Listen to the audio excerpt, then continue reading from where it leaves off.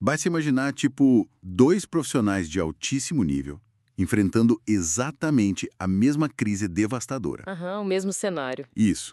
Pode ser, sei lá, um colapso econômico brutal no mercado, ou uma reestruturação daquelas drásticas na empresa, ou até um baque na vida pessoal mesmo. Nossa, sim, aquelas tempestades que chegam sem avisar. Exato. E aí um deles desmorona completamente. Perde a identidade e entra numa espiral de cinismo absurda. Mas o outro, sob a mesmíssima pressão, absorve o impacto, recalcula a rota e se mantém de pé. Intacto, né? É fascinante observar isso. E a pergunta que fica martelando é: o que cria essa diferença tão brutal na prática? Pois é, não é sorte. Tem toda uma fundação aí. Com certeza. Então, hoje, o nosso mergulho profundo vai decodificar um manual psicológico e comportamental de uns 3.000 anos de idade. É um texto que explica bem essa arquitetura invisível por trás da resiliência humana. Um texto clássico na antiguidade, né? O famoso Salmo 1. Isso mesmo. E a nossa missão com essa análise é extrair os princípios de causa e efeito que estão ali, entender como as influências silenciosas moldam quem busca estabilidade nesses tempos caóticos de hoje. E olha, é muito material bom pela frente. Demais! E logo na largada, um recado bem rápido. Se você já está gostando desse conteúdo, já se inscreve aqui no canal A Chave da Palavra e compartilhe este vídeo com quem precisa ouvir isso hoje. Eu confesso que é um privilégio enorme mergulhar nessa reflexão, especialmente por causa da densidade desse material, É sabe? um texto bem curto, né?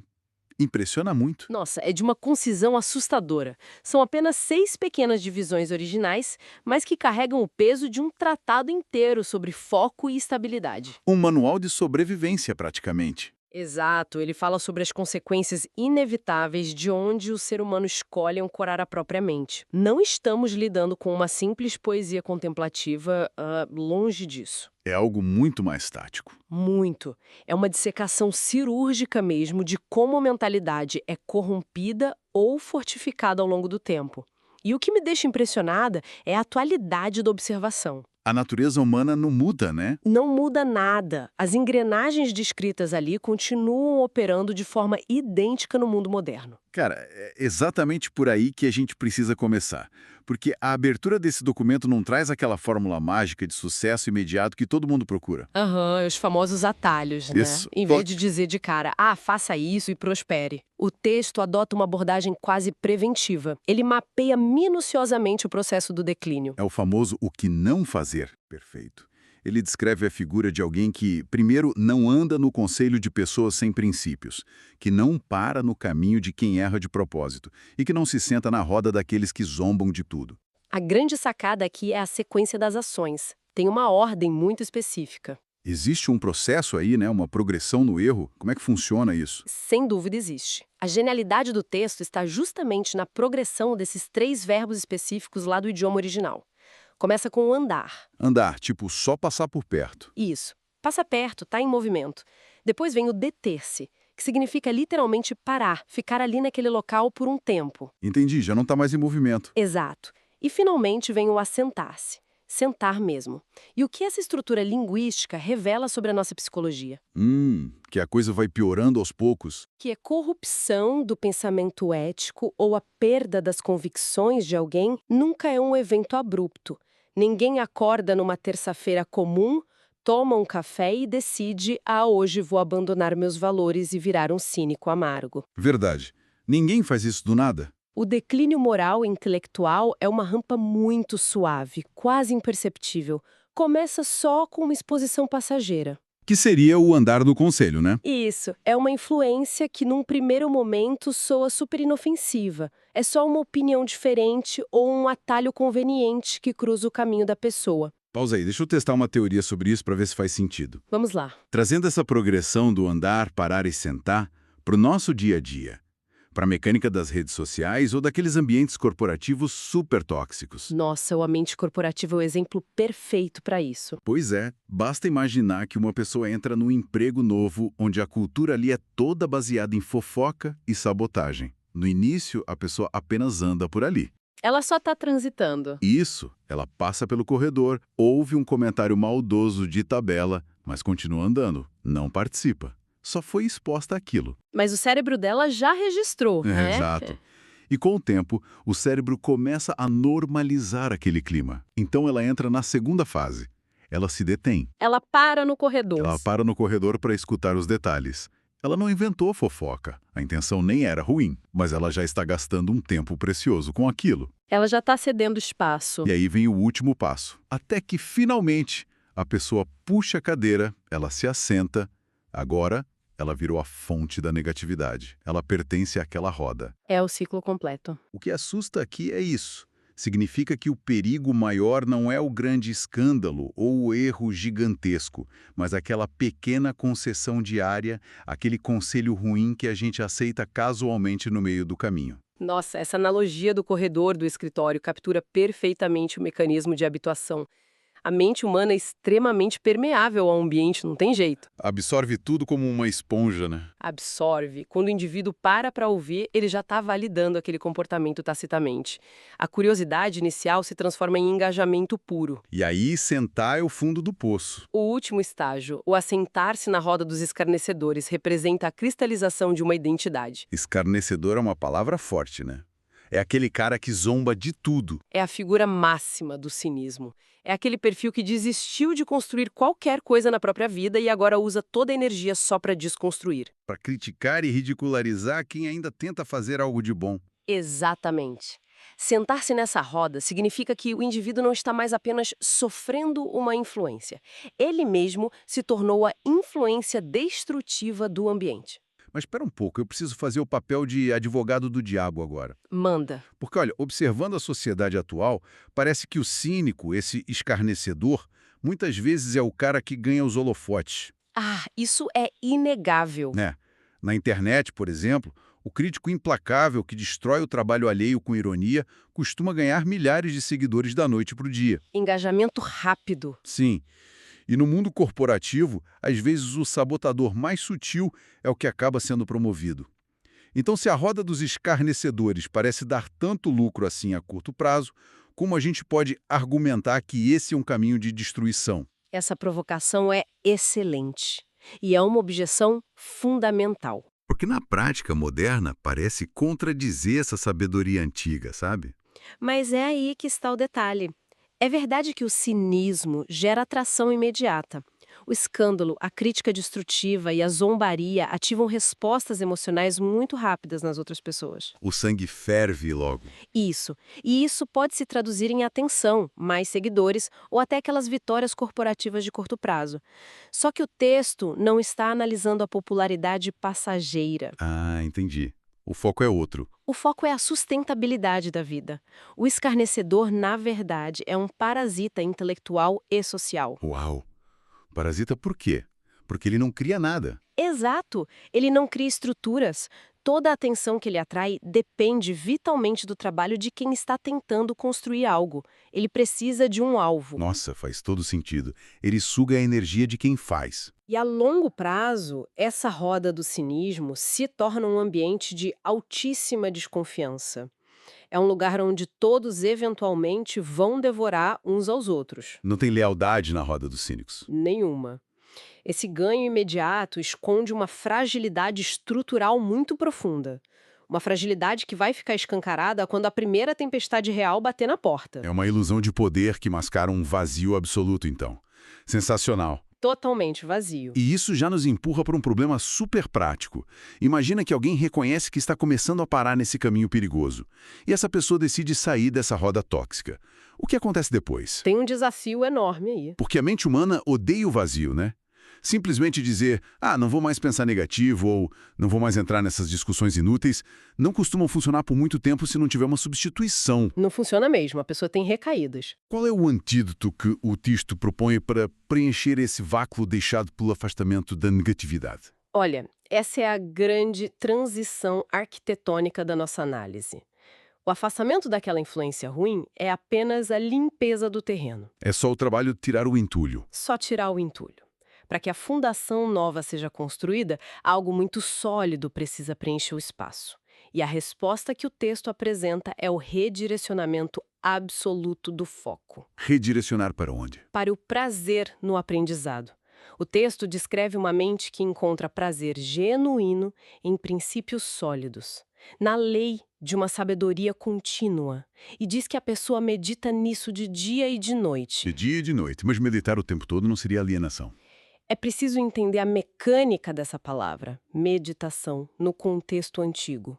É bem diferente desse conceito ocidental moderno que a gente tem. A gente logo imagina alguém de pernas cruzadas no silêncio absoluto. Pois é, mas não se trata de esvaziar a mente ou buscar um estado de transe passivo.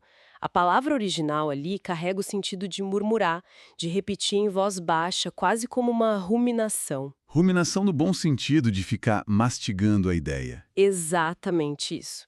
É um processo ativo de mastigar um princípio moral ou uma ideia até que aquilo faça parte do tecido cognitivo da pessoa. Cara, é como instalar um novo sistema operacional rodando em segundo plano o tempo inteiro. Uma excelente analogia. É uma reconfiguração completa. E aproveitando esse gancho, sobre manter as ideias certas sempre ativas na mente e não perder o foco naquilo que edifica, tem um lembrete importante. Para quem está acompanhando e busca manter esse sistema mental sempre atualizado, é fundamental continuar acompanhando os conteúdos e as reflexões para a vida atual aqui no canal. Porque a repetição desses princípios é o que constrói a base, né? Exato. Constrói uma base de sabedoria inabalável frente a esse barulho todo do mundo. E, puxando de volta a ideia do sistema operacional, eu gosto muito de visualizar isso como uma dieta mental. Dieta mental. Como assim? Pensa na nossa biologia física. Ela é o resultado exato e implacável dos nutrientes que a gente ingere todo santo dia. Se comer mal, o corpo reclama. Se comer lixo, o corpo adoece. Da mesma forma, a estrutura intelectual e emocional de qualquer pessoa é o reflexo direto daquilo que a mente dela consome de dia e de noite. É a nutrição invisível. Se esse consumo diário for pautado por princípios profundos, a pessoa desenvolve um sistema de raízes, o que nos leva direto para a metáfora central e mais deslumbrante desse estudo todo. A imagem da árvore. Isso. A árvore plantada junto a ribeiros, né? Correntes de água. Sim, essa é a imagem definitiva de estabilidade no texto. E o que torna essa árvore notável não é a folhagem bonita ou a aparência externa dela. É o que está debaixo da terra. É o seu sistema de suporte invisível. Ao estar junto às correntes de água, as raízes encontram um suprimento inesgotável. Um suprimento que independe completamente das condições climáticas lá da superfície. Fica blindada contra a falta de chuva. Exato. E essa é a essência de quem foca em princípios universais e atemporais, em vez de se alimentar das flutuações e tendências do momento. A força vital, a resiliência verdadeira, é extraída de um lugar profundo, que a sociedade superficial não consegue ver. Mas aqui eu tenho que dar uma pausa e levantar um ponto de atrito. Vamos lá. Porque a cultura moderna do sucesso frequentemente distorce essa ideia toda.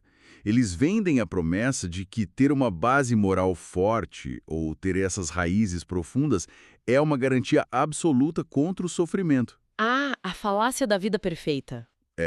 Promete-se que, sei lá, se o indivíduo fizer tudo certinho, seguir os princípios, ele simplesmente não vai enfrentar crises. Os problemas vão desviar dele. Uma ilusão perigosa. Mas analisando friamente a biologia da árvore que serve de base para o texto, o fato de a árvore estar bem plantada significa que o sol escaldante não vai bater nela? De jeito nenhum.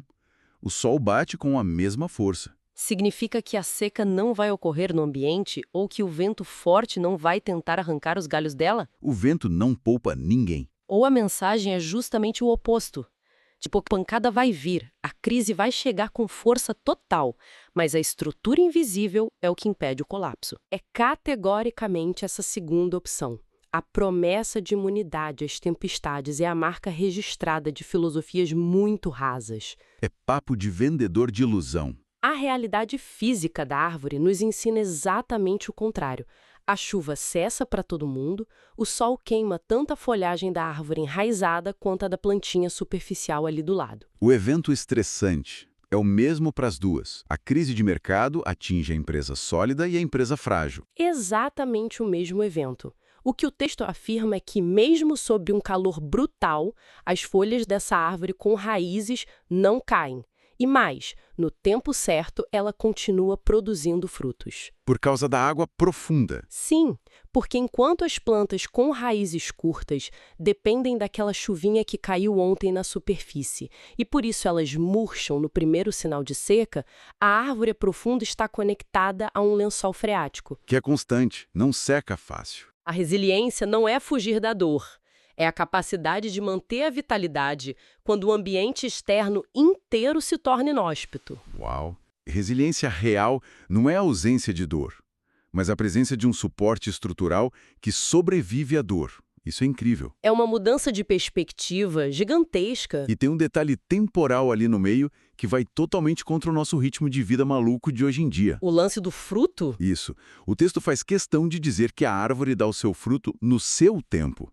Cara, isso é um soco no estômago da sociedade da gratificação instantânea. Nossa, um soco bem dado. Hoje em dia todo mundo quer pular etapas. Demais. O mundo exige que a pessoa entre na academia na segunda-feira e já tenha resultado visível na sexta. A gente quer investimentos que dobrem de valor em um mês. Tudo tem que ser para ontem. E a biologia de uma árvore madura simplesmente zomba dessa pressa. Ela gasta anos e anos só fortalecendo as raízes, debaixo da terra, sem produzir absolutamente nada que as pessoas possam ver ou consumir, até que chega a estação correta. Essa observação é vital. A imposição da velocidade está destruindo a capacidade humana de desenvolvimento profundo. Exigir o fruto fora da hora estraga tudo. É a melhor maneira de quebrar os galhos e matar a planta de vez. A maturidade exige a aceitação do ciclo. É duro aceitar isso, né? É, mas é necessário. O desenvolvimento de uma identidade firme, a construção de um negócio ético do zero, a fundação de relacionamentos significativos, nada, absolutamente nada disso obedece ao cronômetro da ansiedade moderna. Leva tempo, exige paciência. Quem constrói a própria vida com raízes naquilo que é duradouro não entra em desespero quando chega o inverno. Quando parece que nada está acontecendo. Porque a pessoa sabe que o verdadeiro trabalho, o mais pesado, está acontecendo debaixo da terra, longe dos aplausos. A paciência passa a ser só uma consequência natural da profundidade. É uma estabilidade que impõe um respeito absurdo. Mas olha, como toda boa análise estrutural, a gente precisa demonstrar o que acontece no cenário de falha. O lado sombrio da equação. Exato. Se a árvore ilustra o sucesso estrutural de quem cultiva boas raízes e consegue fugir daquela roda do cinismo, o que acontece com quem escolhe preencher a mente só com superficialidades? Tem uma resposta bem visual para isso também. Qual é o contraponto arquitetônico para essa árvore monumental? O contraponto introduzido pelo texto é de um realismo assim avassalador. Em oposição total à árvore inabalável, surge a imagem da munha. Munha, aquela palha seca. Isso, a palha que o vento espalha. Mas é preciso resgatar o contexto agrícola lá do passado para compreender a gravidade real dessa comparação. Como é que funcionava isso na prática? Após a colheita do trigo, os grãos eram levados para uma eira, que é um local plano e aberto. E o agricultor usava um tipo de garfo enorme para jogar todo aquele material para o alto. Jogava tudo para o alto e deixava o vento agir, né? Exato. O grão de trigo de verdade, que tem um núcleo, que tem substância e tem peso, caía de volta no chão para ser recolhido e virar alimento. Porque a gravidade puxa quem tem peso. E a moinha? A moinha é apenas a casca externa do grão. Ela é seca, vazia por dentro, então ela era imediatamente varrida para longe pela mais leve brisa que passasse. E ia embora com o vento. A moinha é totalmente desprovida de raiz. Ela é incapaz de nutrir alguém, não produz vida nenhuma. E, acima de tudo, ela não tem peso próprio. Cara, essa imagem me fascina.